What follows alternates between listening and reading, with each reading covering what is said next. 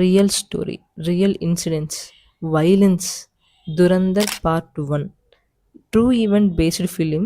ఇన్ని days wait over చేసి worth watch అనే చెప్తాను ఈరోజు. నెట్‌ఫ్లిక్స్‌లో తెలుగులో స్ట్రీమ్ అవుతుంది. 3 అవర్స్ 25 మినిట్స్ ఉంది. చూసేయండి. అసలు ప్లాట్ ఏంటంటే ఇండియా నుంచి స్పై ఎళ్తాడు పాకిస్తాన్‌కి. అక్కడి నుంచి మనకి ఇన్ఫర్మేషన్ ఇవ్వడమే. ఇదంతా స్పై గ్యాంగ్‌స్టర్ మూవీ. చాలా బావుంది. దీంట్లో మళ్ళా లేయర్స్ ఉంటాయి. ఒక్కొక్క లేయర్‌ని డిఫరెంట్‌గా చూపిచ్చారు. అక్కడే ఎక్కువ టైం తీసుకున్నారు నాకనిపిచ్చింది.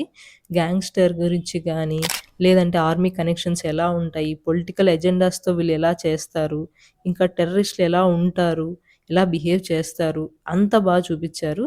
అంత బావుంది కూడా.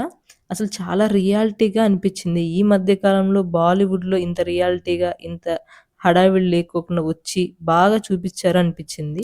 'రణ్వీర్ సింగ్' కెరియర్‌లోనే ద బెస్ట్ పెర్ఫార్మన్స్. ఆయన అన్ని ఫిల్మ్స్ ఒకవైపైతే ఈ మూవీ ఒకవైపు. అంత చేశాడు. రస్టిక్ పెర్ఫార్మన్స్ బేస్డ్ ఫిల్మ్ ఇదైతే. దీంట్లో మళ్ళీ మనకి సంజయ్ దత్, అక్షయ్ ఖన్నా, అర్జున్ రాంపాల్, మాధవన్ అయితే సినిమాలో యాక్టింగ్ ఇచ్చి పడేసినారు వాళ్ళ రోల్స్‌లో. ఇంకా మెయిన్‌గా చెప్పుకునేది ఏందంటే దీంట్లో మొత్తం పాకిస్తానోళ్ళు ఇండియా పైన రివెంజ్ తీర్చుకునేది ఎలా అనేది చూపిచ్చారు. తెలుగులో ఉంది. తెలుగు డబ్ కాదు సాంగ్స్ అయితే. నేనైతే 4/5 ఇస్తాను. మీకెలా అనిపిచ్చింది మూవీ?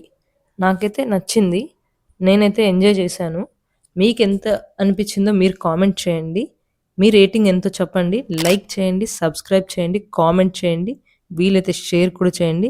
ఇలాంటి మంచి రివ్యూస్ అన్నీ కావాలంటే మనల్ని ఫాలో అయ్యి కామెంట్ చేయండి. I can share my view on this films. ఇంకా పార్ట్ 2 కోసమైతే వెయిటింగ్ ఎప్పుడొస్తదని. ఈ ఇయర్‌లోనే మార్చ్‌లో వస్తదనుకుంటా. మార్చ్ 16థ్ ఐ థింక్ సో. డేట్ అయితే కన్ఫర్మ్ అయిపోయింది. చూసేయండి.